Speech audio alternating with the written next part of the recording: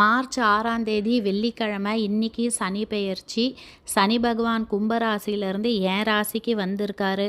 இன்னைக்கு அவரை வெல்கம் பண்ணுறதுக்கு காலையிலேயே கோவிலுக்கு போயிட்டேன். சனி பெயர்ச்சிக்கு எள்ளு தீபம் ஏற்றி சனி பகவான்கிட்ட நல்லா வேண்டியிருக்கேன். பார்த்து செய்யுங்க, என்னை வச்சு செஞ்சிடாதீங்க, யாரும் வம்புக்கும் தும்புக்கும் போகிறதில்ல, நான் உண்டு என் வேலை உண்டுன்னு இருந்துக்கிட்டு இருக்கேன். நல்லதே நினைப்போம், நல்லதே நடக்கும். இதுக்கு மேலே எதுவாக இருந்தாலும் உன் செயல் எதுவாக இருந்தாலும் தாங்கிக்கிறதுக்கு சக்தியை கொடு அப்படின்னு வேண்டிக்கிட்டேன்.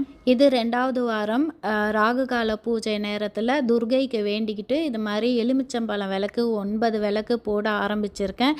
இதுவுமே ஒரு வேண்டுதலுக்காக ஆரம்பிச்சிருக்கேன். நல்லபடியாக இதை 9 வாரம் 9 எலுமிச்சப்பழ விளக்கும் இது மாதிரி போட்டு தீபம் ஏற்றி இந்த வேண்டுதலை நிறைவேற்றணும். வேண்டிக்கிட்டதும் நிறைவேறணும். இந்த சனி பெயர்ச்சி உங்களுக்கு எப்படி இருக்குது அப்படின்றத கமெண்ட்ஸில் சொல்லுங்கள். சர்வலோக சுக்கினோ பவந்து, எல்லாரும் நல்லா இருக்கணும், எல்லாருக்கும் நல்லதே நடக்கணுன்றதையும் வேண்டிக்கிறேன்.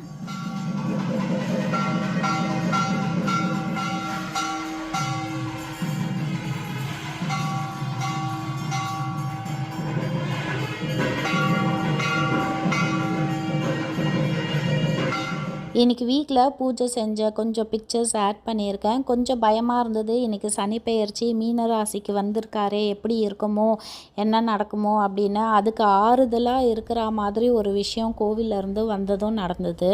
கோவிலில் தேங்காய் கொடுத்தாங்க. அதை நேராக கொண்டு வந்து சாமிக்கிட்ட அந்த பூ எல்லாத்தையும் எடுத்து வச்சுக்கிட்டு இருந்தேன். அப்போ பார்க்கும்போது தேங்காய்க்குள்ளே பூ இருந்தது. இதுவே ஒரு பாசிட்டிவாக ஃபீல் ஆச்சு. வாழ்க்கையில் நமக்கு கிடைக்கிற அனுபவம் தான் இவ்வளோ ஒரு நம்பிக்கையாக மாறுது.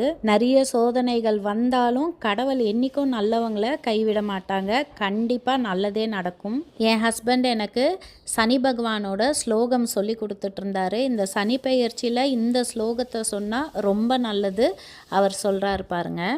நீலாஞ்சன சமாபூஷம் ரவிபுத்திரம் யமாக்ரஜம் சாயா மார்த்தண்ட சம்பூத்தம் தம் நமாமி சனீஸ்வரம்.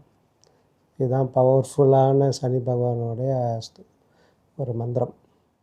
நீங்களும் பாசிட்டிவாக இருங்க, ஹாப்பியாக இருங்க. இந்த வீடியோ பிடிச்சிருந்தா ஒரு லைக் கொடுத்துடுங்க. பேஜை ஃபாலோ பண்ணிக்கோங்க. யூடியூப் சேனலையும் சப்ஸ்கிரைப் பண்ணிக்கோங்க. அடுத்து ஒரு நல்ல வீடியோவில் வந்து பார்க்குறேன். அது வரைக்கும் பாய்.